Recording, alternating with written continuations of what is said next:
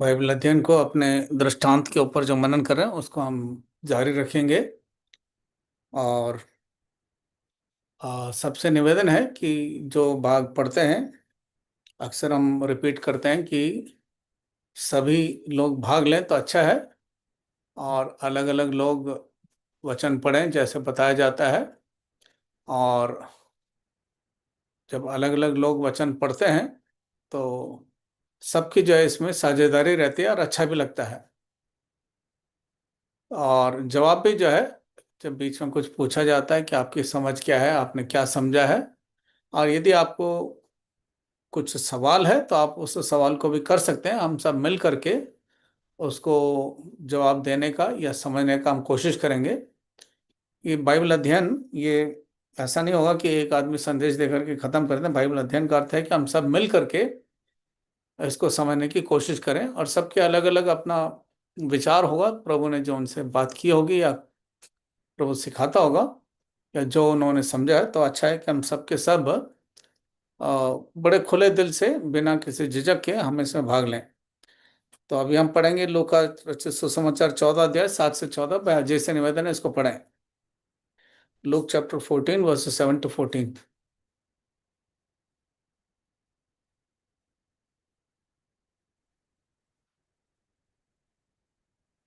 यदि भाई अजय जुड़े नहीं है तो कोई दूसरा पढ़ सकता। Look chapter 14 7 to 14। जब उसने देखा कि आ- आमंत्रित लोग कैसे मुख्य मुख्य जगह चुन लेते हैं, तो एक दृष्टांत देकर उससे कहा, जब कोई तुझे विवाह में बुलाए तो मुख्य जगह में न बैठना। कहीं ऐसा न हो कि उनने उनसे तुझसे भी किसी बड़े को न्योता दिया हो, और जिसने तुझे और उन्हें दोनों को न्योता दिया है आकर तुझसे कहे, इसको जगह दे, और तब तुझे लज्जित होकर सबसे नीची जगह में बैठना पड़े। पर जब तू बुलाया जाए तो सबसे नीची जगह जा बैठ की। जब वह जिसने तुझे न्योता दिया है आए तो तुझे कहे, हे मित्र, आगे बढ़कर बैठ, तब तेरे साथ बैठने वाले के सामने तेरी बड़ाई होगी। क्योंकि जो कोई अपने आप को बड़ा बनाएगा वो छोटा किया जाएगा, और जो कोई अपने आप को छोटा बनाएगा वो बड़ा किया जाएगा। तब उसने अपने न्योता देने वाले से कहा, जब तू दिन या रात का भोज करे तो अपने मित्र या भाइयों या कुटुंबियों या धनवान पड़ोसियों को न बुला। कहीं ऐसा न हो कि वे भी तुझे न्योता दे और तेरा बदला हो जाए। परंतु जब तू भोज करे तो कंगालों, टुंडों, लंगड़ों और अंधों को बुला। तब तू धन्य होगा, क्योंकि उसके पास तुझे बदला देने की कुछ नहीं, परंतु तुझे धर्मियों को के जी उठने पर इसका प्रतिफल मिलेगा। 15 पद भी पढ़ते हैं भाई। उसके साथ भोजन करने वाले में से एक ने ये बातें सुनकर उससे कहा, धन्य है वो जो परमेश्वर की राज्य में रोटी खाएगा। प्रभु का धन्यवाद हो इस वचन के भाग पर।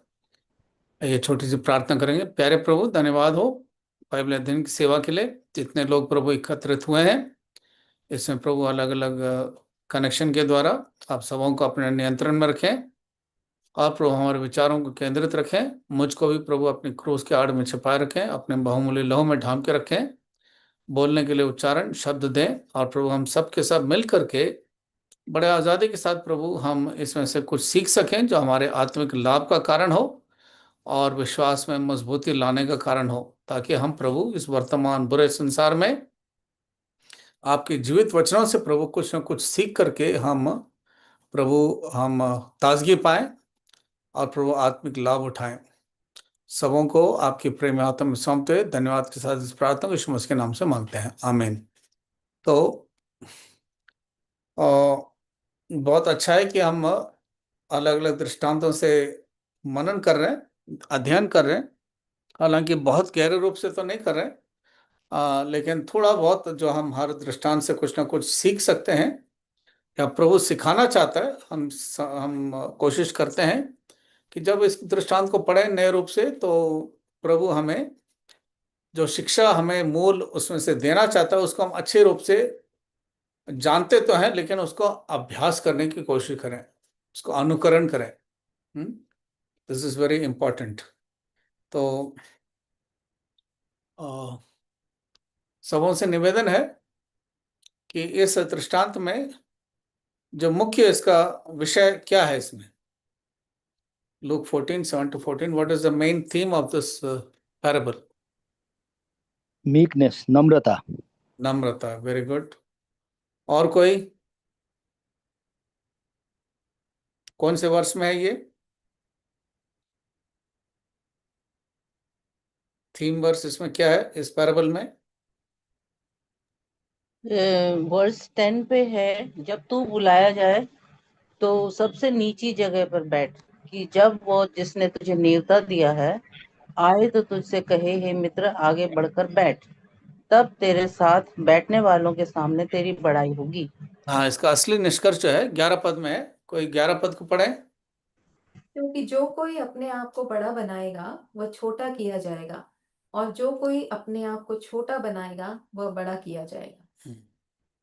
तो जो बड़ा बनना चाहता है वो छोटा होगा, और जो छोटा होगा उसको बड़ा किया जाएगा। ये है मुख्य विषय इस दृष्टांत का। अब यू कैन गिव एग्जाम्पल्स। अब आप जो है दृष्टांत जो बताया गया है बड़े और छोटे होने का, आप बाइबल में से कहीं पर भी ऐसी कोई उदाहरण है तो आप बता सकते हैं। Any example from the Bible? मत्ती मत्ती 23 का 12 और लूका 18 का 14, दोनों ये बताते हैं कि जो कोई अपने आप को बड़ा बनाएगा वो छोटा किया जाएगा, और जो कोई अपने आप को छोटा बनाएगा वो बड़ा किया जाएगा। नहीं सिस्टर, आपने जो वचन पढ़ा सही पढ़ा है, बड़ा और छोटा होने का, लेकिन दृष्टांत का उदाहरण क्या है बाइबल में जो अपने आप को बढ़ाना बनाना चाहता था, फिर प्रभु ने उसको कुछ सिखाया कि नहीं, ऐसा नहीं, ऐसा होना चाहिए? एग्जाम्पल। दो जो फरीसी और दो जो पापी जो प्रार्थना करने जाते हैं, वो अपने आप को, एक फरीसी अपने आप को बड़ा बनाना चाहता है। बिल्कुल सही है एग्जाम्पल ये, कि फरीसी अपने आप को बड़ा बनाना चाहता है, ये नॉर्मल है। तो हमें ये देखना चाहिए कि फरीसी जो है हमेशा कोशिश करता है कि अपने आप को बड़ा बनाए। इसको आप पढ़ सकते हैं, मत्ती रचित सुसमाचार 23 अध्याय 5 से 12। Anybody can read Matthew chapter 23 5-12। कोई भी और पढ़े, इंग्लिश, हिंदी, नेपाली। मैथ्यू 23 5-12 जो उदाहरण अभी भाई अजय ने बोला, उसके लिए हम उसका संदर्भ पढ़ रहे हैं बाइबल में। जो कोई अपने आप को बड़ा बनाएगा वह छोटा किया जाएगा, और जो कोई अपने आप को छोटा बनाएगा वह बड़ा किया जाएगा। मत्ती 23 अध्याय 5 से 12, 5 पद से। 5 से 12। ओके भाई। वे अपने सब काम लोगों को दिखाने के लिए करते हैं। वे अपने ताबीजों को चौड़ा करते हैं और अपने वस्त्रों की कोरे बढ़ाते हैं। भोज में मुख्य मुख्य स्थान और सभा में मुख्य मुख्य आसन, बाजारों में नमस्कार और मनुष्य में रब्बी कहलाने उन्हें भाता है। परंतु तुम रब्बी ना कहलाना, क्योंकि तुम्हारा एक ही गुरु है और तुम सब भाई हो। पृथ्वी पर किसी को अपना पिता ना कहना, क्योंकि तुम्हारा एक ही पिता है जो स्वर्ग में है। और स्वामी भी ना कहलाना, क्योंकि तुम्हारा एक ही स्वामी है, अर्थात मसीह। जो तुम में बड़ा हो वह तुम्हारा सेवक बने। जो कोई अपने आप को बड़ा बनाएगा वह छोटा किया जाएगा, और जो कोई अपने आप को छोटा बनाएगा वह बड़ा किया जाएगा। बहुत ही एक सुंदर एक विवरण है जो भाई अजय ने बोला कि फरीसी अपने आप को बड़ा बनाना चाहते हैं। अब हम सबों को प्रभु ने इस दृष्टांत से जो सिखाना चाहा कि जो नम्र किया जाएगा वो बड़ा होगा, और जो अपने आप को बड़ा बनाता है उसको छोटा कर दिया जाएगा। तो यहाँ पर इस मत्ती 23 अध्याय में आप बता सकते हैं फरीसी क्या क्या चाहता था? Anybody can explain? इसमें क्या क्या लिखा, फरीसी का क्या क्या मन था होने का? वे अपने सब कामों को दिखाने के लिए अपने आप को ताबीजों को चौड़ा करते थे और अपने हाँ, वस्त्रों की कोरें बढ़ाते थे। और भोज में मुख्य मुख्य स्थान और सभा में मुख्य मुख्य आसन चुनते थे। ठीक। और बाजारों में नमस्कार और मनुष्यों में रब्बी कहलाना उन्हें भाता था। हाँ, तो ये कुछ कुछ बातें लिखी गई फरीसियों की। अब हमें भी अपने आप को सोचने की आवश्यकता है, क्या हमारे अंदर कभी ये पुराना स्वभाव, पुराना मनुष्यत्व का हमारे जीवन में उभर निकलता है कि नहीं? क्योंकि हम उद्धार तो पा चुके हैं, लेकिन पुराना मनुष्य तो बार बार जो है इस आत्मिक जीवन को तंग करता है या उसमें रुकावट लाता है, पुराना स्वभाव उभर कर आता है। तो ये सोचने की जरूरत है, क्या कभी भी हम अपने जीवन में, ना केवल मंडली में बल्कि अपने दफ्तर में भी, अपने समाज में भी, क्या इस प्रकार का व्यवहार हमारे निकलता है जीवन में से कि हम बड़े हैं तो हमें पहचानते नहीं हो, समझते नहीं हो कि मैं क्या हूं? इस प्रकार के जो चीजें हैं, फरीसी का तो ये दिखावटी जीवन बहुत मुख्य है उनका, जिसके विषय में यहाँ पर लिखा गया है कि कैसे कैसे फरीसी लोग थे, जो कुछ भी करते थे दिखाने के लिए करते थे कि कितने लोग मुझे देख रहे हैं। हम जो प्रभु के लोग हैं, उद्धार पाए हुए प्रभु के घर में अच्छी अच्छी हमको शिक्षा मिलती है, और प्रभु का धन्यवाद हो कि प्रभु ने हमको चुन करके ऐसे मंडली में रखा जहाँ पर हमें सही शिक्षा मिलती है, और प्रभु के वचन से हमें पढ़ने के लिए और समझने के लिए प्रभु हमें मौका देता है और हमें सिखाता है कि हम वचन को पढ़ें और समझें। तो ये फरीसी का गुण बड़ा स्पष्ट रूप से मत्ती 23 अध्याय में हमने अभी देखा, 5 पद से 12 पद तक। हम सबों को इस व्यवहार को, इस आचरण को, इस विचारधारा को जो एक फरीसी के अंदर है, कोशिश करना चाहिए, प्रार्थना करनी चाहिए, प्रभु ये चीज हमारे जीवन में ना आए, ये गुण, ये आचरण, ये व्यवहार हमारे जीवन में दिखाई ना दे, कभी हमारे दिमाग में ऐसा विचार ना आए। और ऐसे विचार आने से होता क्या है, हम अपने आप को बड़ा बनाना ही चाहते हैं, लेकिन यदि हम नहीं हुए बड़ा, हमें नहीं समझा, हमें जो हम सोचते हैं यदि वो स्थान हमको नहीं मिला तो हमें बड़ा दुख होता है। फिर उससे क्या, अगला चीज क्या होता है, यदि हमें जो हम विचार करते हैं यदि वो हमें जगह नहीं मिला तो फिर आगे क्या होता है, उसका नतीजा क्या रहता है? कोई कह सकता है?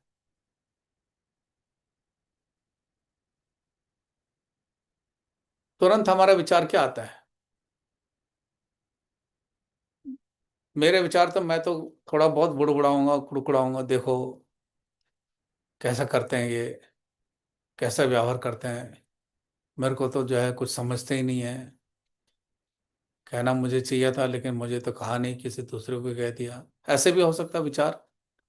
तो यदि हम इस प्रकार का विचार रखते हैं तो उसका नतीजा कुछ और भी निकलता है, और उसका मंडली के लिए, उसमें आपस में संगति में, उसमें वृद्धि, उन्नति या तरक्की या प्रोत्साहन का कारण नहीं होता है।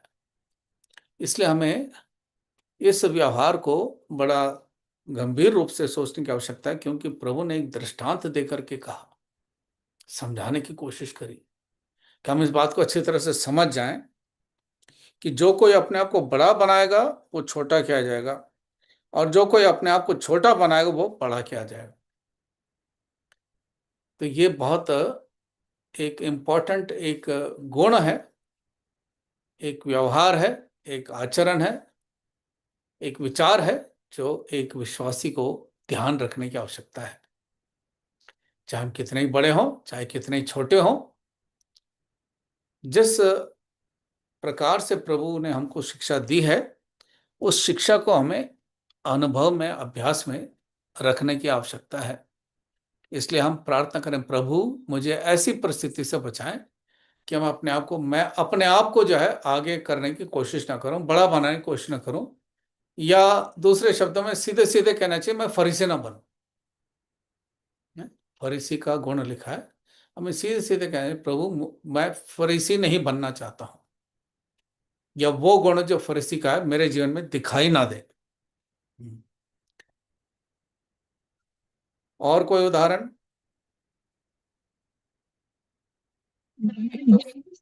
और में बता रहे हैं, प्रभु के सामने तीन बनाओ और वही तुम्हें शिरोमणि बनाए। जेम्स 4:10। हाँ, याकूब पत्री 4 अध्याय 10 पद, बिल्कुल ठीक। पढ़िए कोई।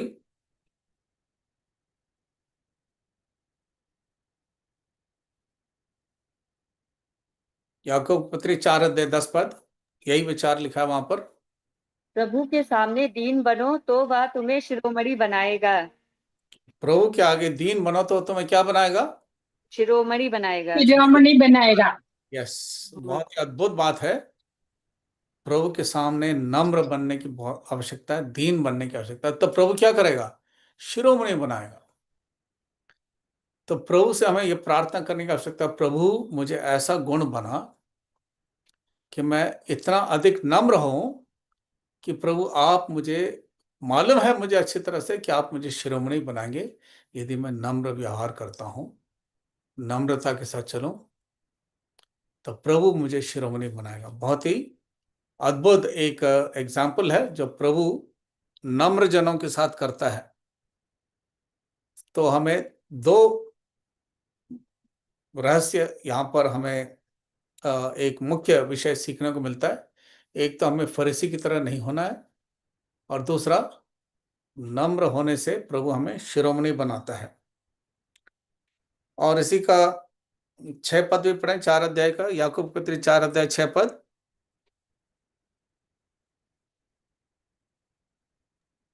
James chapter 4 verse 6। वह तो और भी अनुग्रह देता है। इस कारण यह लिखा है, परमेश्वर अभिमानियों का विरोध करता है पर दीनों पर अनुग्रह करता है। अभिमानियों का विरोध करता, दीनों पर अनुग्रह करता है। अनुग्रह करता। यदि आपने अनुग्रह प्रभु का पाना है तो हमें नम्र रहने की आवश्यकता है, और अभिमानी या घमंडी नहीं होना चाहिए। घमंड जो है बड़ा खतरनाक है प्रभु के सामने।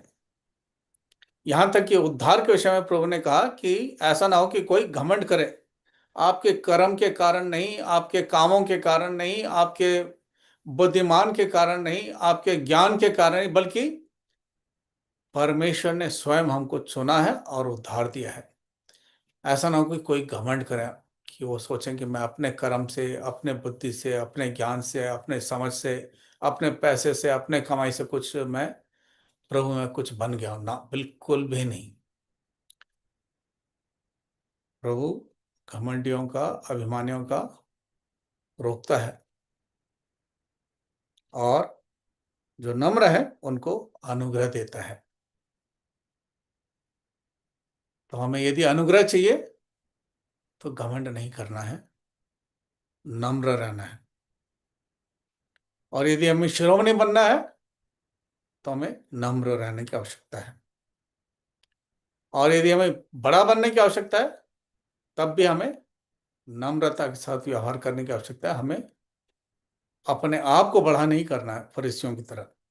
और कोई बात, उदाहरण जो इसमें से हम सीखते हैं, आखिर में हम पूछेंगे इसको समराइज करते समय कि हमने क्या क्या इसमें से सीखा है। तो अभी से ही जो है आप नोट करके रख लें ताकि आप बता सकें सबके फायदे के लिए। और क्या सीखते हैं बताइए।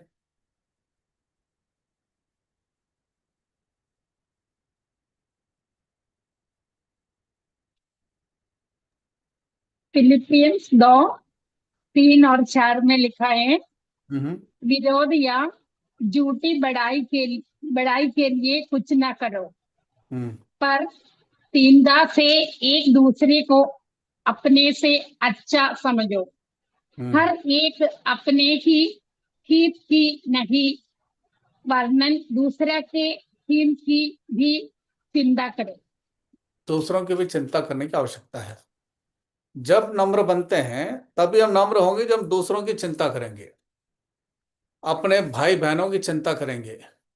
यदि उनकी चिंता नहीं करेंगे तो हम नम्र नहीं हो सकते हैं। हम अपने आप की जो है परवाह करेंगे, अपनी अपने स्वार्थ को बढ़ाएंगे, हमें दूसरों की चिंता करने की आवश्यकता है। तब होगा जब हम नम्र होंगे, अपने भाई बहनों की चिंता करेंगे। चिंता करने का अर्थ यह है कि आप उनके लिए प्रार्थना करेंगे, बोझ के साथ प्रार्थना करेंगे। यदि आप अभिमानी होंगे, घमंड करेंगे, फरीसी की तरह होंगे, चिंता नहीं करेंगे, तो आप कहाँ से प्रार्थना करेंगे? यह अवश्य है कि आप नम्र हों, अपने भाई बहनों की चिंता करें, तब प्रभु जो है उसमें आशीष देता। और कोई खास इसमें विचार?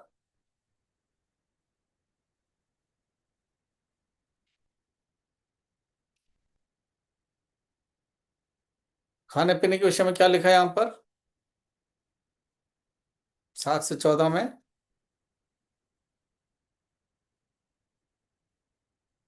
अभी पढ़ा हमने, अब फिर अपने बाइबल में देखें, खाने पीने के विषय में, खिलाने पिलाने के विषय में क्या लिखा है?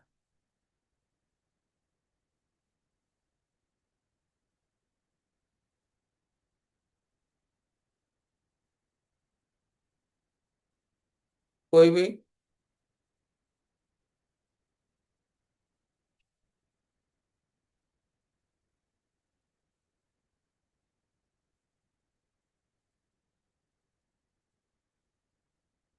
बारह पद पढ़े।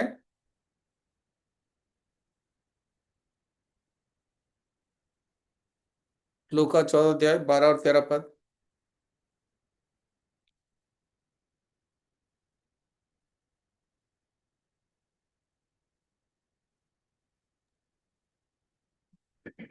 तब उसने अपने न्योता देने वाले से भी कहा, जब तू दिन का या रात का भोज करे तो अपने मित्रों या भाइयों या कुटुंबियों या धनवान पड़ोसियों को ना बुला, कहीं ऐसा ना हो कि वे भी तुझे न्योता दें और तेरा बदला हो जाए।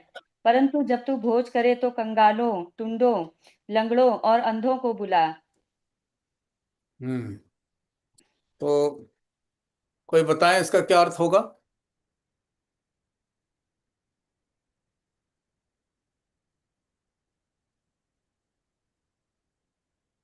ऐसे लोगों को जो बुलाएगा उनके पास उसको वापस देने के लिए कुछ नहीं है। इस हम्म ऐसे लोगों को बुलाना जो उसका बदला ना दे सके। हम्म ठीक है, आप पढ़े मत्ती 5 अध्याय 44 से 48 पद तक। Matthew chapter 5 44 to 48। कोई और पढ़े इसको? चुनीलाल पढ़ सकता है तो पढ़ो, मत्ती 5 अध्याय 44 से 48।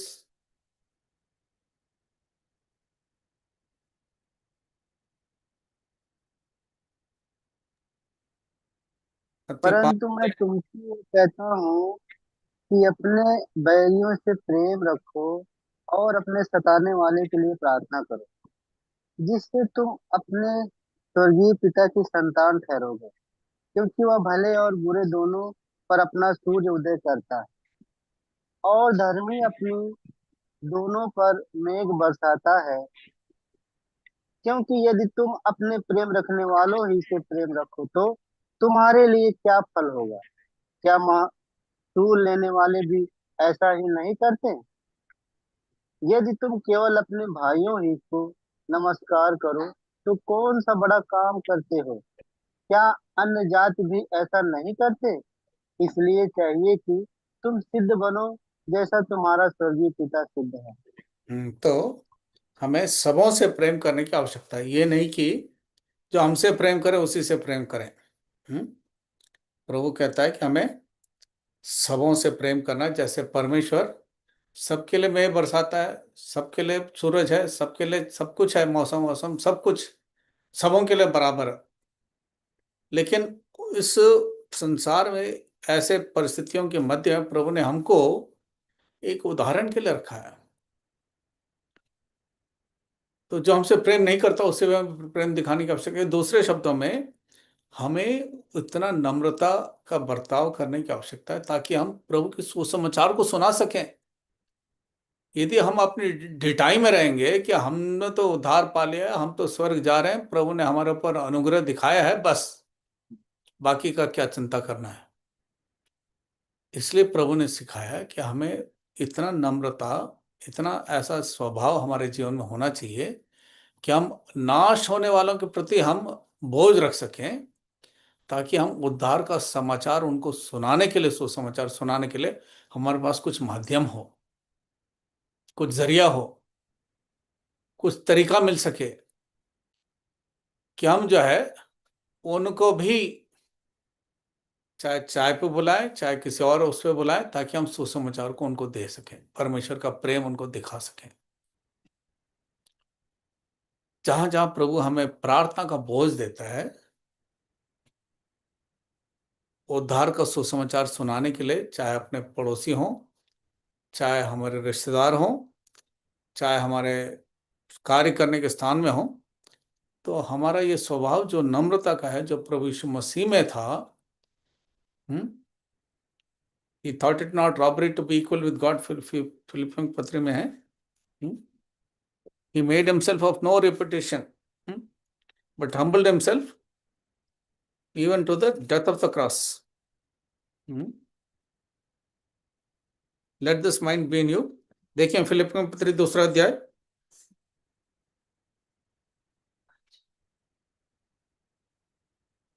5 पद से, फिलिपियों पत्री 2 अध्याय 5 पद से पढ़ें, 5 से 8।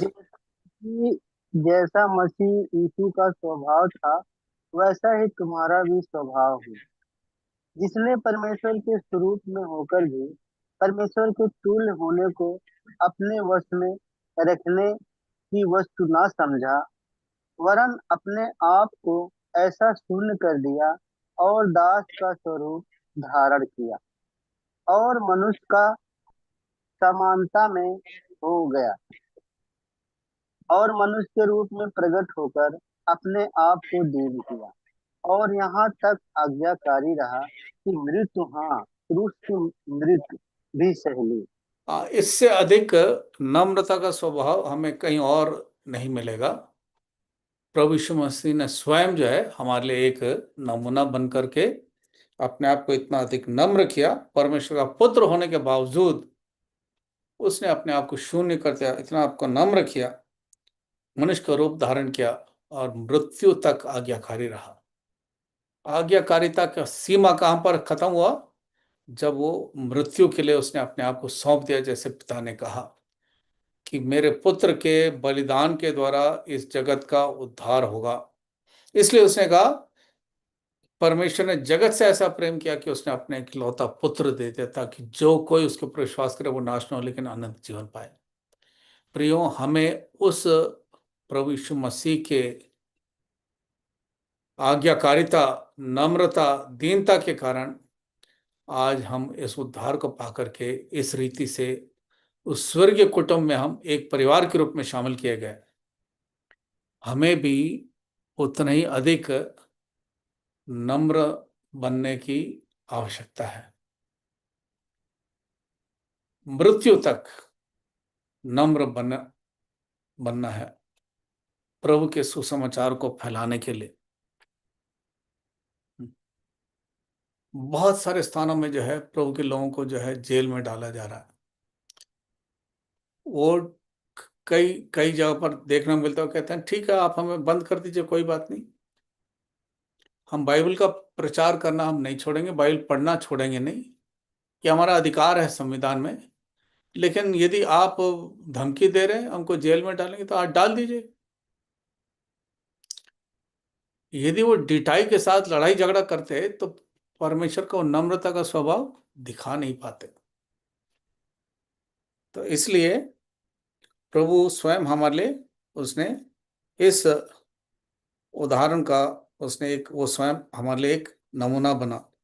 और हमें जब बुलाते हैं लोगों को, ऐसा ना हो कि हमारा बदला हो जाए और बराबरी हो जाए और हमारा उसको कुछ प्रतिफल के लायक कुछ बात ही ना हो उसमें।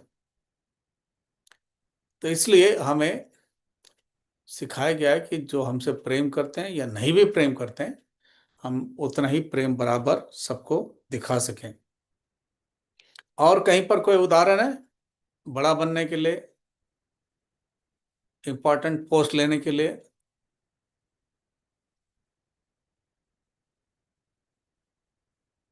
बाइबल में है। चेलों में से कुछ लोग थे, मैं हिंट दे रहा हूं, कोई बताए। मत्ती 18 में ये है। हम्म। अ, उनके पास आके पूछते हैं चेले, यीशु के पास आके पूछने लगे, स्वर्ग के राज्य में बड़ा कौन है? तो इस पर उसने एक बालक को पास बुलाकर उनके बीच में खड़ा किया और कहा, मैं तुमसे सच कहता हूँ कि यदि तुम न फिरो और बालकों के समान न बनो तो स्वर्ग के राज्य में प्रवेश नहीं कर पाएंगे। जो कोई अपने आप को इस बालक के समान छोटा करेगा वो स्वर्ग के राज्य में बड़ा होगा। तो हमें बच्चों के समान नम्रता के साथ सीधाई और सच्चाई में छोटा होने की आवश्यकता है। जैसे छोटे बच्चे का व्यवहार रहता है, हमें भी उतने ही जो है सीधाई और सच्चाई, बिना किसी कपट के, निष्कपट होते हैं बच्चे हैं। कुछ उनको इस बात का ज्ञान नहीं रहता है, सियाने नहीं हुए हैं, छोटे बच्चे नादान हैं। हम्म। तो प्रभु कहता है कि हमें उन बच्चों के समान नम्रता के साथ प्रभु के पास आएंगे विश्वास से, तब प्रभु हमें बहुत अधिक आशीष देता है। और ऐसे किसी बच्चे को हमें ठुकराना नहीं है। अच्छा, और कोई उदाहरण?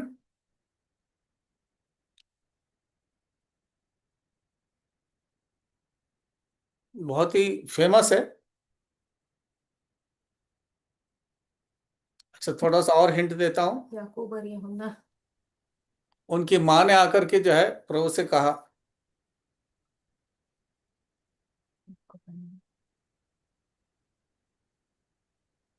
हम्म, वो उसकी माँ आके बोली कि मेरा बेटा एक आपके दाहिने हाथ में और एक बाएं हाँ, में हो सके। तो इसको पढ़ें आप, मत्ती 20 अध्याय 20 से 28, या मत्ती 20 अध्याय 20 से 28, या इसी का संदर्भ मरकुस 10 अध्याय में मिलता है, 35 से 45। आप कोई सा भी पढ़ सकते हैं। मत्ती 20 20 से 28 पढ़ें। तब जब्दी के पुत्रों की माता ने अपने पुत्रों के साथ यीशु के पास आकर प्रणाम किया और उससे कुछ मांगने लगे। उसने उससे कहा, तू क्या चाहती है? वो उससे बोली, ये वचन दे कि मेरे ये दो पुत्र तेरे राज्य में एक तेरे दाहिने और एक तेरे बाएं बैठे। यीशु ने उत्तर दिया, तुम नहीं जानते कि क्या मांगते हो। जो कटोरा में पीने पर हूँ क्या तुम भी पी सकते हो? उन्होंने उससे कहा, पी सकते हैं। उसने उससे कहा, तुम मेरा कटोरा तो पियोगे, पर अपने दाहिने और बाएं किसी को बैठाना मेरा काम नहीं, पर जिसके लिए मेरे पिता की ओर से तैयार किया गया है उन्हीं के लिए है। ये सुनकर 10 चेलों उन दोनों भाइयों के क्रोध हुए। यीशु ने उन्हें पास बुलाकर कहा, तुम जानते हो कि अन्य जातियों के हाकिम उन पर प्रभुत्व करते हैं और जो बड़े हैं वे उन पर अधिकार जताते हैं। परंतु तुम में से ऐसा होगा, परंतु जो कोई तुमसे बड़ा होना चाहे वो तुम्हारा सेवक बने, और जो तुम में प्रधान होना चाहे वो तुम्हारा दास बने। जैसा कि मनुष्य का पुत्र वो इसलिए नहीं आया कि उसकी सेवा टहल की जाए, परंतु इसलिए आया कि आप सेवा टहल करें और बहुतों की छुड़ौती के लिए अपने प्राण दें। हम्म। अब आप सोच सकते हैं कि चेलों में से जो है लोगों के अंदर ऐसा एक विचार आया, एक प्रभु तेरे दाहिने ओर और दूसरे तेरे बाएं ओर बिठा दो, और वही माँ ने आकर के जो है सिफारिश की। हम्म। तो हर इंसान के अंदर शरीर जो है काम करता है और आत्मा भी काम करता है। तो इसलिए लिखा है, आत्मा और शरीर में आपस में हमेशा लड़ाई चलती रहती है, और हमें इस लड़ाई में आत्मा को खिलाने की आवश्यकता है और शरीर को भूखा रखने की आवश्यकता है। तब जो है आत्मिक व्यक्ति आपके अंदर का बढ़ेगा और शरीर जो है घटता जाएगा। तो आप जिसको खिलाएंगे वही बढ़ेगा। यदि आप आत्मा को खिलाएंगे तो आत्मिक व्यक्ति बढ़ेगा अंदर आपके, और यदि आप शरीर को खिलाएंगे तो शारीरिक आदमी आपके अंदर बढ़ता रहेगा। और शैतान की कोशिश यही रहेगी कि आपको किसी प्रकार से प्रभावशाली ना बनाए, किसी ना किसी तरीके से आपके अंदर शारीरिकता को काम करने के लिए वो कोशिश करेगा। लेकिन ये आपको परमेश्वर ने अपनी आत्मा इसलिए दी है ताकि आप पहचान सकें, भले और बुरे को पहचानें, परखने की शक्ति दी है, ताकि हम आत्मिक तौर से आत्मा में रह करके हम निर्णय को लें। और आत्मिक निर्णय लेते समय हमें इस बात का एहसास होने की आवश्यकता है, अरे मेरे साथ तो 10 चेले और हैं, हम सब के सब तो बराबर थे, प्रभु ने सबको चुना है, हम कैसे जो है इस बात को मांगे कि एक दाहिने और एक बाएं और बैठे। उससे क्या हुआ, उसका नतीजा क्या हुआ उनके ऐसे कहने से? जब 10 ने सुना तो क्या कहा उन्होंने? पढ़े उस पद को। ये सुनकर 10 चेलों ने उन दोनों भाइयों पर क्रोध हुए। हाँ, दोनों भाइयों पर क्रोधित हुए। 10 ने सुना और 2 के ऊपर क्रोधित हुए। 2 जनों के इस प्रकार के व्यवहार से 10 जन के मन में ठेस पहुंचा, खेदित हुए, दुखी हुए, क्रोधित हुए। प्रियो, हम आपस में हो सकता हम चर्चा ना करें, लेकिन उसका नतीजा क्या है आप देख लीजिए। उस 10 लोगों के विषय में तो बड़ा साफ साफ लिखा है, क्योंकि बाइबल में कोई बात छिपी नहीं है, सब बातें खुल करके जब बाइबल में लिखा गया। यदि आप लोग मरकुस 10 अध्याय उसका 41 पद पढ़ें इसी संदर्भ में, उसमें कुछ दूसरा शब्द इस्तेमाल किया है। मत्ती 10 अध्याय उसका 41 पद, मैथ्यू 10:41।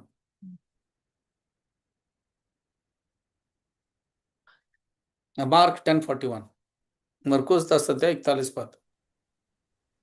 ये सुनकर 10 याकूब और यूहन्ना पर रिसाने लगे। रिसाने लगे, रिसाने लगे हैं। दे वर डिस्प्लीज्ड, मतलब मन में दुखी हुए कि ये कैसा करते हैं ये दो दो जन। हम्म? तो प्रियो, यदि एक जन भी इस प्रकार का मंडली में कोई शारीरिक व्यवहार करता है तो बहुतों के लिए नुकसान पहुंचाता है। इसीलिए जब हम टेबल के सामने जब हम कहते हैं अपने आप को जांच कर देखो, किस लिए कहते हैं जांच कर देखो? इस प्रकार का हमारा व्यवहार जो सप्ताह भर का रहा है हमारे जीवनों में, उसको जांच कर देखने की आवश्यकता है। और योग्य रीति से प्रभु की मेज में हिस्सा लेने की बात करते हैं, इसलिए कि हम ऐसे ऐसे जरा जरा सी बातों को हम ध्यान दिया करें। दिखाई देता उन दोनों को तो नहीं पता चला कि वो कह क्या रहे हैं, पूछ क्या रहे हैं, लेकिन बाकी 10 लोगों के ऊपर क्या प्रभाव पड़ा है। इसलिए लिखा है, जरा सा खमीर पूरे गूंदे हुए आटे को खमीर कर देता है। थोड़ा सा खमीर हम सब मंडली के लोगों को कितना अधिक, हम सबों के व्यक्तिगत जीवन में कितना खमीर होगा। इसलिए प्रभु के वचन में जैसे पत्रस ने लिखा, be holy for I am holy है। प्रभु ने कहा जैसा मैं पवित्र हूं तुम भी पवित्र बनो। तो प्रभु इस दृष्टांत के द्वारा बहुत कुछ हमें सिखाना चाहता है, यदि हम गंभीरता के साथ हर एक दृष्टांत में से कुछ कुछ ना कुछ सीखने की हम कोशिश करें, इच्छा रखें। मत्ती 20 अध्याय 26 पद पढ़ें, मत्ती 20:26।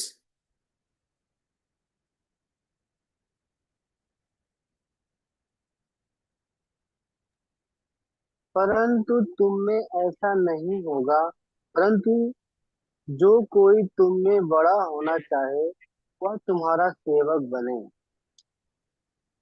और जो तुम में प्रधान होना चाहे वह तुम्हारा दास बने। जो प्रधान होना जिससे चाहिए तुम उसको क्या करना है? दास बने। प्रधान यदि बनना चाहते हो तो क्या बनना? दास बनना है।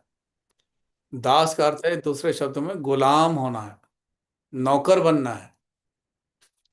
यदि प्रधान बनना है तो हम सब के सब जो है प्रभु में बड़ा बनना चाहते हैं, मुखिया होना चाहते हैं। हम चाहते हैं कि लोग हमें पहचाने, ये कॉलेज नहीं है जहां पर हम बोलते हैं भाई हम सीनियर हैं तुम जूनियर हो। हम्म कहते हैं ना हम फाइनल ईयर में पहुंच गए, ये तो नए नए अभी आए हैं, इनका थोड़ा रैगिंग करो। ये प्रभु के भवन में, प्रभु के घर में ऐसा नहीं होता है जैसे संसार में होता है। दफ्तरों में भी जो है कोई नया नया भर्ती होता है तो उसके लोग जो है खिंचाई करते हैं।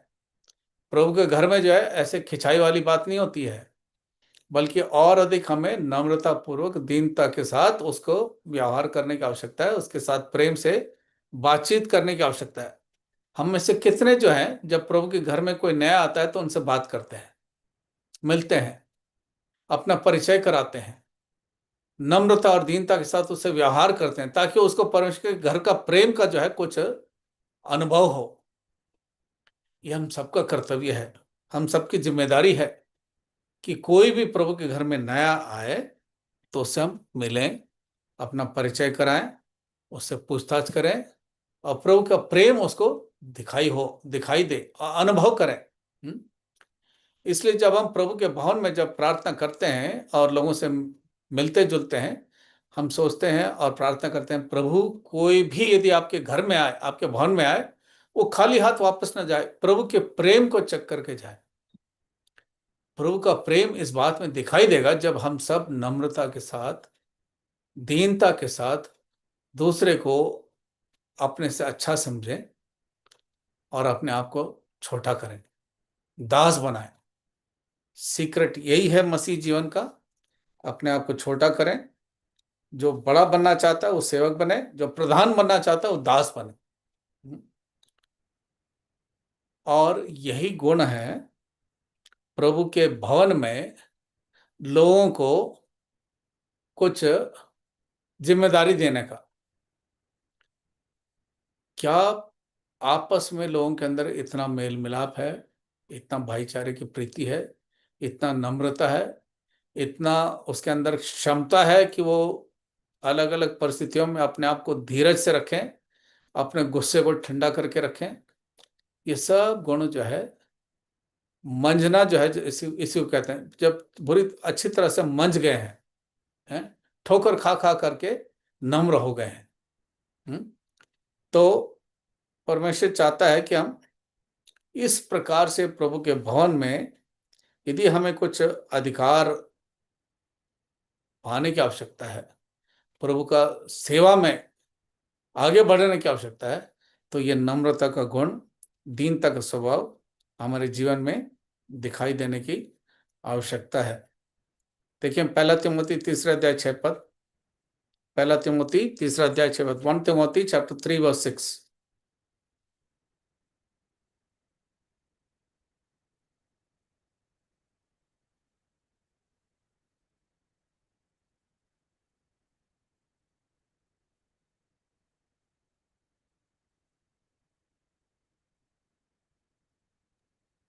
जिससे उसने हमारा उद्धारकर्ता यीशु मसीह के द्वारा हम अधिकारी से दिला।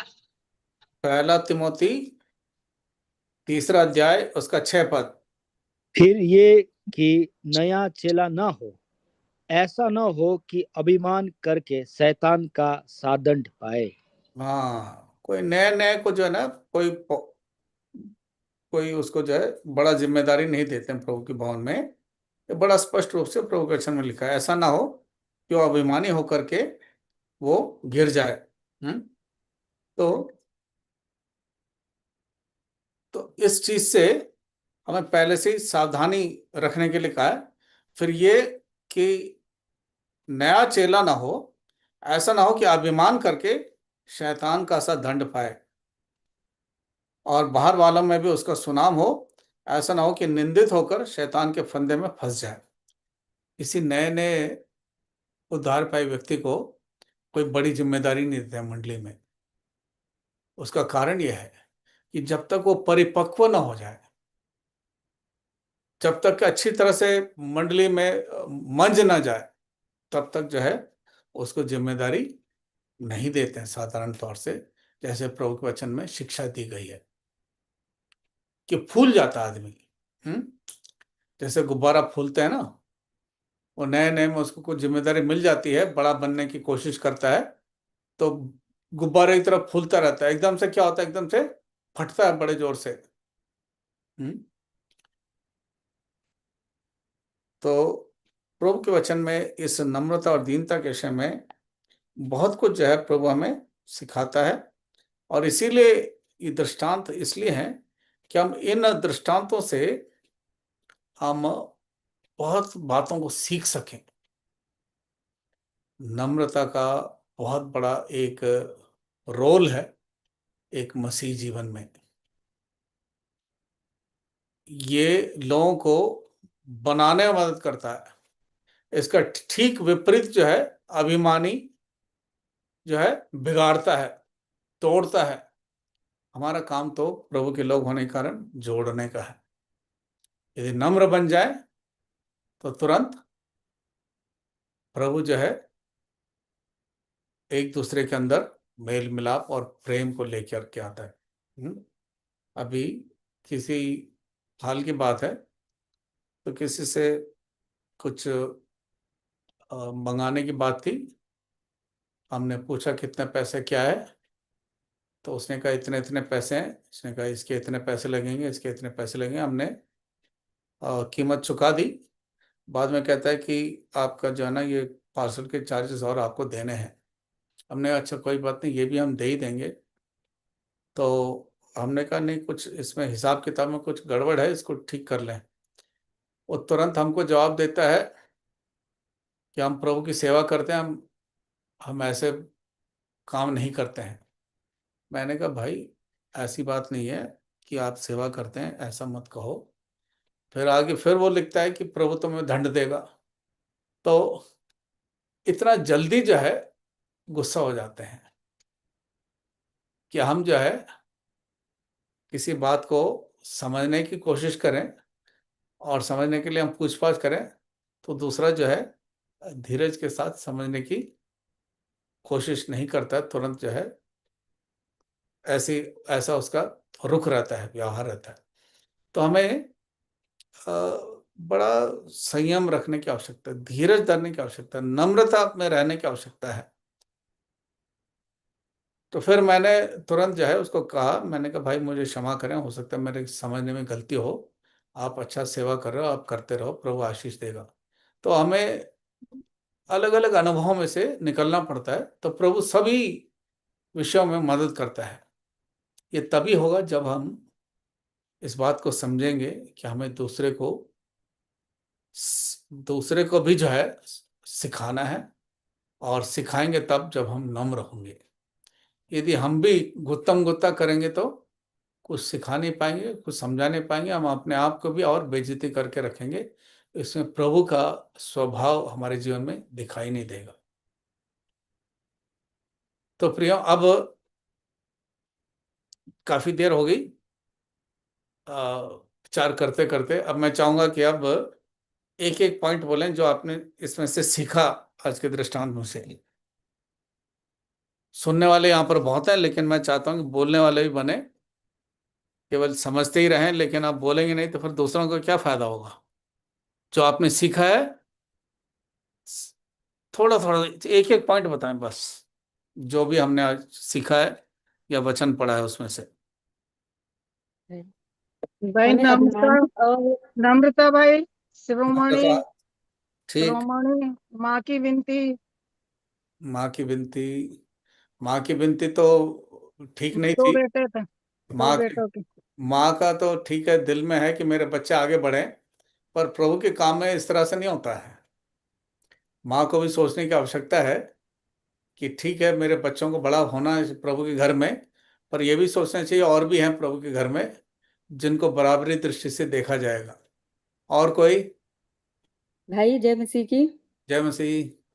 हाँ भाई, मैंने भी कुछ वचन पॉइंट नोट किए हैं। मतलब हमें अभिमानी और घमंडी नहीं होना चाहिए, बल्कि नम्रता और दीनता से अपने शत्रुओं के लिए भी, अपने बैरियों के लिए भी, या जो हमारे विरोधी होते हैं हमें उनके लिए भी नम्रता और दीनता से प्रार्थना करनी चाहिए। बिल्कुल सही बात है, ठीक ठीक लिखा है। जैसे बाइबल के वचन में अभिमानी नहीं होना चाहिए, घमंडी नहीं होना चाहिए।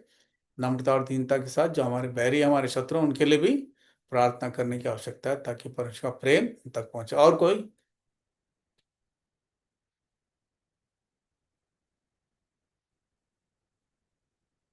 जो नम्र करेगा अपने आप को, प्रभु क्या करेगा? शिरोमणि बनाएगा। यदि शिरोमणि बनना है तो नम्र होने की आवश्यकता है। और कुछ जो जो हमने चर्चा की है, बात की है, उसी को हम पूछ रहे हैं, बताएं कि क्या क्या सीखा हमने।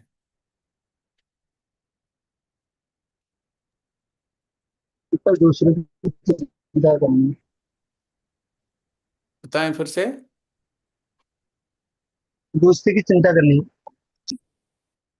अच्छा, दूसरों की चिंता करना चाहिए। चिंता तब होगी, करेंगे जब हमारे अंदर नम्रता होगी, तब हम प्रार्थना करेंगे। और कुछ? सेवा ऐसे लोगों की करो जो आपको कुछ वापस ना दे सके। बिल्कुल बढ़िया बात। असली या जो अच्छा, असली प्रतिफल ईश्वर से मिलता है। हाँ, असली आपका प्रतिफल प्रभु से मिलेगा। यही हमने 14 पद वसली पढ़ा। हम्म लूक का रचित सुसमाचार 14 अध्याय 14 पद पढ़ें दोबारा।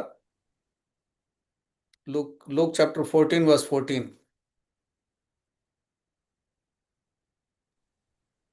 तब तू धन्य होगा, क्योंकि उसके पास तुझे बदला देने को कुछ नहीं, परंतु तुझे धर्मियों के जी उठने पर इसका प्रतिफल मिलेगा। धर्मियों के जी उठने पर उसका प्रतिफल मिलेगा, इस पृथ्वी पर नहीं। याद रखिए, कहीं सोचें कि यहीं पर जन आपको बुला के मेडल दे दिया जाएगा ना। जब प्रभु हमें अपने पास उठा लेगा, रैप्चर होगा, उस समय जो है प्रभु हमें प्रतिफल देगा हमारे काम के अनुसार। अंत में उसका प्रतिफल है। लेकिन वर्तमान में इस संसार में कुछ दिखाई नहीं देगा। प्रभु आशीष देगा, जरूरी नहीं कि हमें अपने आंखों से दिखाई दे। तो प्रभु अंत में प्रतिफल देगा, ये बात पक्का है। आपके नम्रता का, आपकी दीनता का, आपके व्यवहार का, उसका बहुत अधिक उसका महत्व है प्रभु के घर में। जैसे हमने देखा, दो चेलों ने बड़ा बनने के लिए प्रभु से बातचीत की और 10 लोगों को ठेस पहुंचा। तो हमें अपने बुद्धि को, अपने समझ को, अपनी आत्मा को इस रीति से रखना चाहिए कि हम दूसरे को ठेस ना पहुंचे। मंडली में हमारा व्यवहार, हमारी बातचीत ऐसा हो कि दूसरे को ठेस ना पहुंचे। तो हमें कितना गंभीरता के साथ, नम्रता के साथ, दीनता के साथ व्यवहार रखने की आवश्यकता है, ताकि प्रेम रहे। यदि परमेश्वर जैसा प्रेम हमारे अंदर हो तो शायद ये बातें नहीं होंगी। प्रभु हमें परिपक्व बनाना चाहता है, मैच्योर बनाना चाहता है, ताकि हमारी मंडली और हमारे मंडली का प्रेम, हमारे मंडली का नम्रता, हमारे मंडली का स्वभाव और व्यवहार दूर दूर तक फैले। खुशबू इसकी कि फलाने मंडली के लोग आपस में इतना अधिक प्रेम रखते हैं, एक दूसरे की चिंता करते हैं, इतना नम्र स्वभाव के हैं, इसमें कोई अपने आप को बड़ा करने की कोशिश नहीं करता है। प्रभु आप हमें बड़ा बनाएगा अपने निर्धारित समय पर। और कुछ? Anything else that we can learn from here, इस दृष्टांत से जो हम सीखते हैं? नम्र बनना, बोलना बहुत आसान है, लेकिन नम्र बनना बहुत मुश्किल है। जब हमारे इच्छा को प्रभु के इच्छा के अधीन में हम कर देते हैं, तब ही हम नम्र बनते हैं। हाँ, अ, तो बिल्कुल प्रभु सही बात है। अ, प्रभु प्रभु इसके लिए, प्रभु की इच्छा के मध्य में रहना या प्रभु की इच्छा के अधीन में अपने इच्छा को रखना, उसके लिए हमें प्रभु से सुनना है और मानना भी है। ये दो काम करेंगे तो हम अपने आप को नम्र करेंगे। नहीं, प्रभु से सुनते नहीं है, प्रभु का जब सुनते हैं मानते नहीं है, तब हमारे इच्छा को हम ऊपर ऊपर ऊंचा करेंगे, प्रभु के इच्छा के अधीन में नहीं रखेंगे। प्रभु के इच्छा के अधीन में नहीं रखेंगे तो हम अपने आप घमंडी हो गया, हम्म वरना बहुत मुश्किल है। लेकिन प्रभु हमें मदद करता है। और देखिए इसके लिए पौलुस क्या कहते हैं, देखिए 1 कुरिन्थी 9 अध्याय 27 पद। 1 कुरिन्थी 9 अध्याय 27 पद।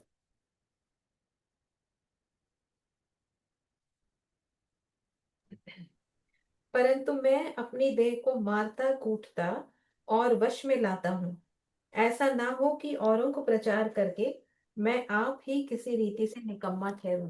मैं अपने आप को मारता कूटता अपने तमाम ज्ञान के इंद्रियों को वश में रखता हूँ। ये हमारा दैनिक हमारा एक एक एक्सरसाइज होना चाहिए कि मैं अपने सारे अंगों को मारता कूटता हुआ परमेश्वर के अधीन रखता हूँ। तब जाकर के हम नम्रता के साथ अपने जीवन में हम आगे बढ़ सकते हैं। और कोई कुछ कह रहा था? हाँ जी पूजा। मसीह सबको एमसी। मैं भी कुछ बोलना चाहती हूँ। मैंने इस दिन से सीखा, जब से हमें प्रभु को जान के मतलब हर किसी को क्षमा करके हम प्रभु में नजदीक होके जाते हैं, ऐसे ऐसे हम अपना गलती अपना सब कुछ देखते हैं। मतलब जो हम में से थोड़ी सी भी घमंड आते हैं, हमें प्रभु दिखाता है मतलब कि तुम इस चीज से मतलब हो रहे जो मतलब प्रभु में नजदीक होते हैं हम, कि हमें अपने आप में लगता है कि हाँ हम इस चीज से घमंड कर रहे हैं। प्रभु अपने आप वचन से देखा है, इसीलिए हम मतलब छोटी छोटी बात में जब भी हम प्रभु के सामने आते हैं प्रार्थना में, तो हमें नम्र बनना है। तो ये नहीं कि हम दिखाने के लिए नहीं, पर हृदय से हम प्रभु से मांगेंगे, तब भी हम नम्र बन के चल सकते हैं। क्षमा कर, मैंने ये सीखा। ये बहुत बहुत सच्चा है। जब हम प्रभु के नजदीकी में चलते हैं तो प्रभु आप हमें सब बातों को प्रकट करता है। कहाँ गलती की है, कहाँ घमंड करते हैं, कहाँ हम दूसरों को ठेस पहुंचाते हैं, ये सब बातें प्रभु बता देता है। ऐसा कोई चीज नहीं जो प्रभु हमें नहीं बताएगा। परमेश्वर ने हमको अपना मित्र करके बुलाया है, इसलिए मित्र बोला है क्योंकि वो मित्रता में हमें सब रहस्य को बता देगा। पर शर्त यह है कि आप उसकी मित्रता को अच्छी तरह से समझें और उसके साथ एक मित्र बनकर रहें, तो प्रभु अपने दिल की गहराई जो विचार है आपको प्रकट करेगा। सब बातों को प्रकट करेगा, कुछ बातें छिपा के नहीं रखेगा। तब प्रभु का प्रेम हमारे जीवन में बढ़ता जाएगा और हम अपने आप में ही बहुतों के लिए आशीष का कारण बनेंगे। और कोई किसी को कुछ कहना है? जय मसीह प्रभु। जय मसीह। हमारे जो बैरी होते हैं हमें उनके लिए भी प्रार्थना करनी चाहिए, क्योंकि हमने तो उद्धार पाया प्रभु यीशु मसीह में। पाप तो हमारे क्षमा हो जाते हैं, लेकिन हमारा जो मनुष्य वाला स्वभाव रहता है वो घमंड कहीं ना कहीं छोटी छोटी बातों पे वो आ जाता है कि मतलब हम मसीह में जा रहे हैं, अब हमें हमारे साथ कुछ नहीं बुरा होगा, अच्छा ही अच्छा होगा। ये हमारे जीवन में कभी न कभी ऐसा माहौल आ जाता है। लेकिन जब हम प्रभु के सम्मुख आते हैं और वचन को देखते हैं, तो ये स्वभाव हमारे जीवन से हट जाता ये बात सत्य है। जैसे भाई चुनीलाल ने कहा, जब हम प्रभु में आ जाते हैं उद्धार पा जाते हैं, लेकिन फिर भी कहीं ना कहीं वो पुराना स्वभाव, पुराना मनुष्य जो है वो जोर देता है और हमारे जीवन को गिराने की कोशिश करता है। उस समय हमें प्रभु के पास नम्रता के साथ क्षमा मांगते हुए जीवन को ठीक ठाक करके मजबूत होने की आवश्यकता है। तुरंत प्रभु से क्षमा मांगे, प्रभु मुझे यहाँ से गलती हो गई, दोबारा इस गलती करने से मुझे बचाएं। तब आप प्रभु के साथ जो है उसके स्वरूप में आप बदलते जाएंगे, ढलते चले जाएंगे। परमेश्वर चाहता है कि हम उसके पुत्र के स्वरूप में बदलते चले जाएं, परमेश्वर का जैसा प्रेम हमारे अंदर बनता चला जाए। और कुछ?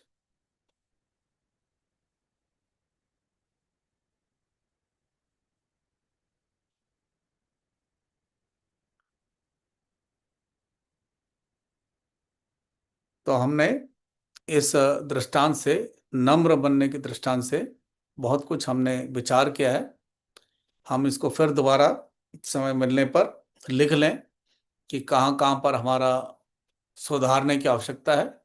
प्रभु के सामने रखें, प्रभु इस बात को आज हमने सीखा है, आप मुझे यहाँ यहाँ पर मेरे जीवन में गिरावट है, ठीक नहीं है, आप मुझे क्षमा करें, सिखाएं, ताकि मैं इसको अपने जीवन में अभ्यास में लाऊं, अनुकरण करूं, ताकि प्रभु मैं और अधिक आपकी नजदीकी में बढ़ता चले जाऊं, मंडली के लिए, परिवार के लिए आशीष का कारण बनाऊं। तो आइए हम प्रार्थना करेंगे। भाई आशा प्रकाश से निवेदन है, प्रार्थना करें और बेनेडिक्शन दें। आइए प्रार्थना करेंगे। हमारे भले परमेश्वर, धन्यवाद देता हूँ, आपके चरणों में नम्र और दीन होता हूँ प्रभु जी। थोड़े समय में आपने हमसे बातें की हैं अपने वचन के द्वारा। लूका 14 अध्याय और 7 से 15 और भी प्रभु भिन्न भिन्न जगहों से आपने हमें दिखाया है। मसीह जीवन का रहस्य, मसीह पर विश्वास करने वाले हर एक जन को परमेश्वर चाहता है कि हम नम्र बने, दीन बने, जैसा मसीह यीशु का स्वभाव था, उस स्वभाव की हम नकल करें। क्योंकि हमारा प्रभु नेक्स्ट टू परमेश्वर होते हुए भी इतना नम्र बना, यहाँ तक कि उसने मृत्यु भी हमारे लिए सह ली। ये आपका विशेष अभिप्राय है प्रभु, योजना है हम सब के लिए कि हम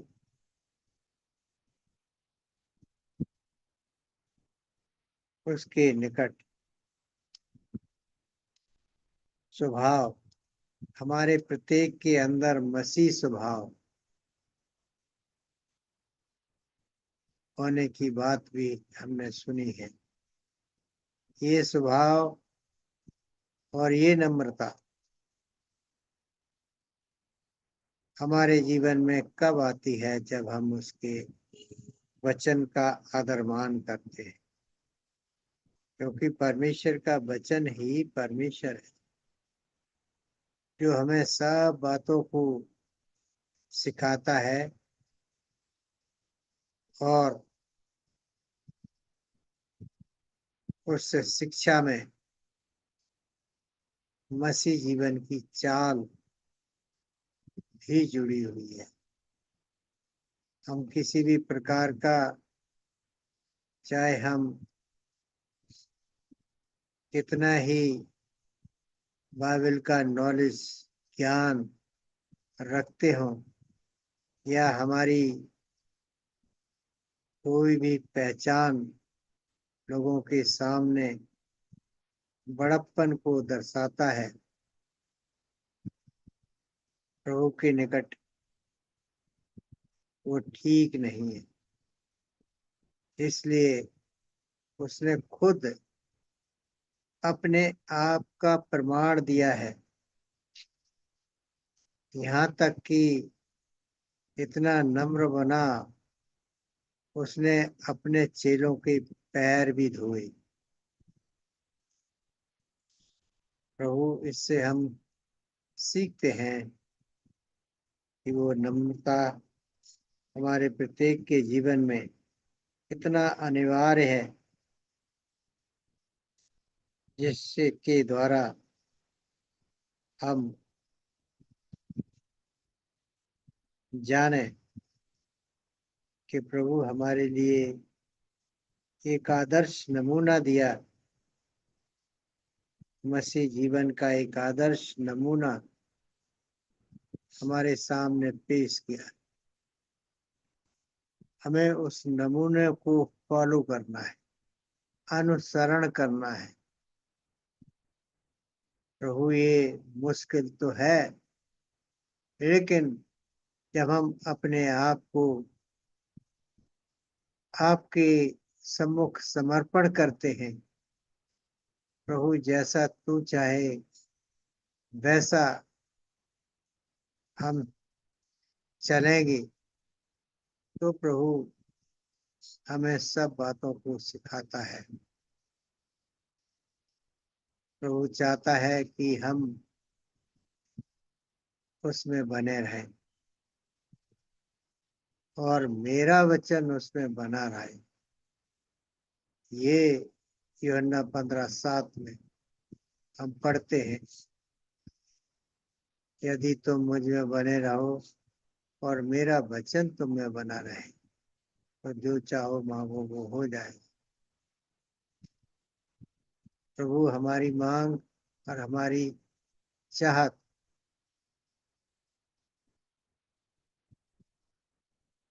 आपके निकट नम्रता दीनता का पाठ सीखते हुए हर एक के लिए, कलीसिया के लिए, मसीह लोगों के लिए और दुनिया के लिए एक पहचान बने कि मसीह जीवन, मसीह व्यक्ति कैसा होता है। प्रभु दया कीजिए इस पाठ में नम्रता, दीनता और मसीह स्वभाव का पाठ हम सीखें, जानें, क्योंकि हम सबको जरूरत है। इसलिए कि प्रभु के निकट हमने जाना है कि नम्रता और दीनता ही प्रभु के राज में श्रोमणी ठहराएगा। धन्यवाद देता हूँ प्रभु आपकी बड़ी दया के लिए, जो थोड़े समय में आपने हम सबसे बातें की हैं, मसीह जीवन के बारे में बातें की हैं और हमें लगातार उसमें बढ़ने और सीखने के लिए प्रभु आवश्यकता की भी बात की है। धन्यवाद देता हूँ प्रभु, और इन बातों को, इन वचनों को खुलासा करने के लिए भाई जेम्स विक्टर के लिए धन्यवाद। सुनने वाले सारे प्रिय जनों के लिए भी प्रभु हमारी निवेदन है कि हम सब पर आपकी छाप लगे, कि हम प्रभु के लिए उपयोगी पात्र बने। दया कीजिए मुझ अयोग्य पुरुष पर प्रभु आपकी विशेष अनुग्रह की आवश्यकता है। दया करो, विनती सुनो। प्रभु यीशु के नाम से मांगता हूँ, आमीन। आमीन। अब हमारे परमेश्वर पिता का प्रेम, मसीह यीशु का अनुग्रह, पवित्र आत्मा की सहभागिता सारे प्रिय जनों पर और तमाम विश्वासी जनों पर हमेशा हमेशा बनी रहे। आमीन। आमीन।